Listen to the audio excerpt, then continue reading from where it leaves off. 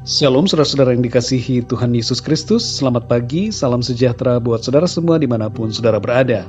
Damai dan sukacita oleh Roh Kudus melimpah senantiasa dalam hati dan kehidupan saudara semua. Sebelum kita mendengarkan firman Tuhan, mari kita berdoa. Bapa Surgawi, kami mengucap syukur untuk pagi ini. Kami bersyukur untuk kekuatan, kesehatan, dan berkat-berkat yang Tuhan limpahkan bagi kami. Saat ini Tuhan, kami mau mendengarkan renungan firman-Mu. Jamahlah hati kami ya Tuhan, untuk kami dapat mengerti akan setiap kebenaran firman-Mu dan apa yang menjadi kehendak-Mu bagi kami. Dalam nama Tuhan Yesus kami berdoa. Haleluya. Amin. Saudara yang dikasihi Tuhan, dalam Imamat 19 ayat yang ke-14 tertulis, "Janganlah kau kutuki orang tuli, dan di depan orang buta janganlah kau taruh batu sandungan. Tetapi engkau harus takut akan Allahmu, akulah Tuhan."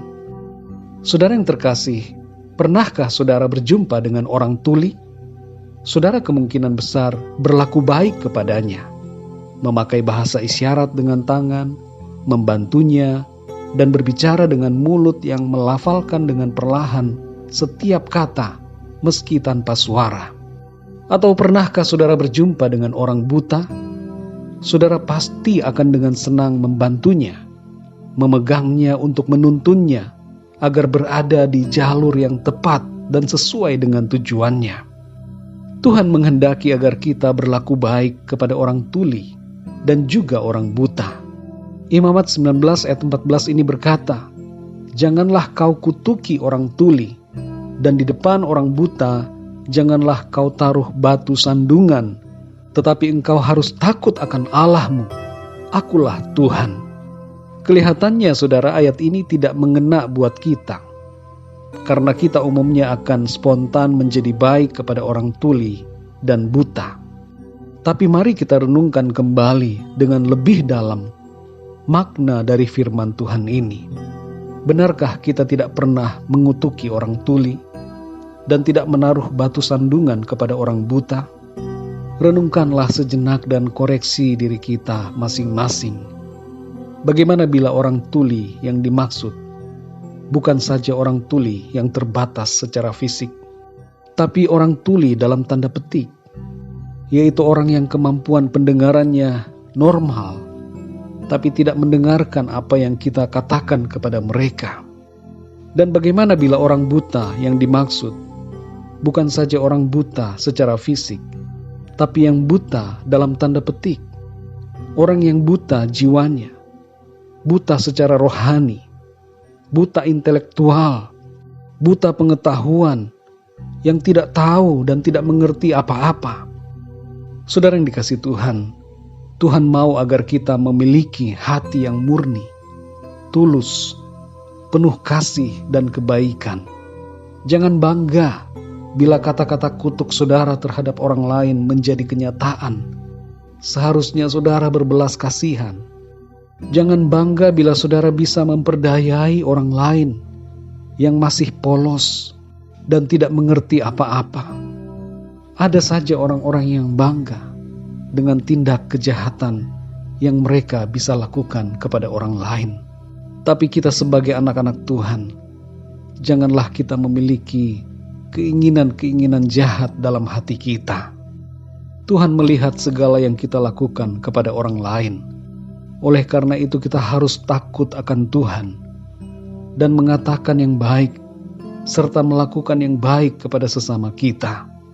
Dalam Matius 7 ayat 12 Tuhan Yesus berkata, "Segala sesuatu yang kamu kehendaki supaya orang perbuat kepadamu, perbuatlah demikian juga kepada mereka." Itulah isi seluruh hukum Taurat dan kitab para nabi. Saudara yang dikasihi Tuhan, jangan kita berucap yang jahat dan jangan berbuat yang jahat kepada orang lain.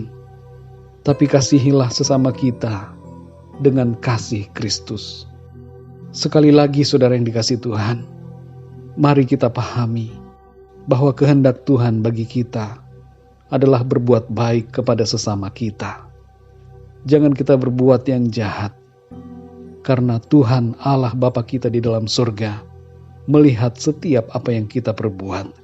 dan akan membalas dengan setimpal setiap perbuatan-perbuatan kita. Oleh karena itu berbuat baiklah saudara, supaya kebaikan demi kebaikan dari Tuhan berlimpah dalam kehidupan kita. Mari kita berdoa saudara. Bapa di dalam surga, Bapa di dalam nama Tuhan Yesus Kristus, terima kasih Tuhan, kami mengucap syukur untuk hari yang baru. Kami boleh ada lagi sebagaimana kami ada saat ini, semua karena kemurahan-Mu. Dan kami bersyukur untuk firman-Mu ya Tuhan, yang mengajar kami untuk berbuat baik kepada sesama kami, dalam ucapan dan tindakan kami.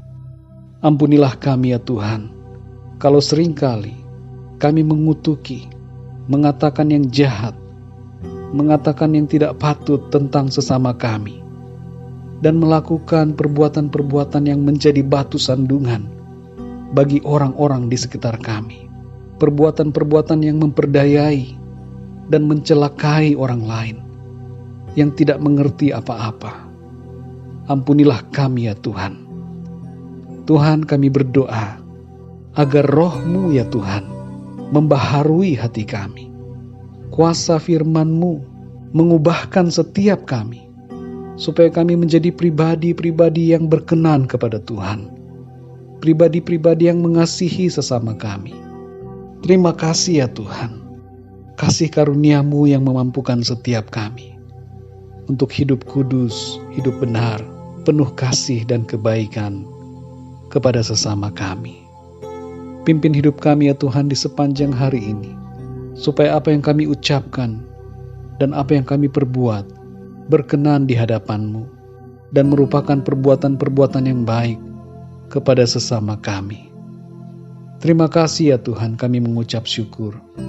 Dalam nama Tuhan Yesus Kristus, Tuhan dan Juru Selamat kami berdoa. Haleluya. Amin.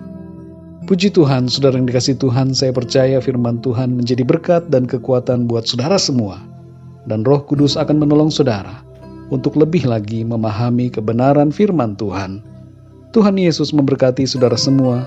Sampai jumpa dalam renungan yang berikutnya. Haleluya.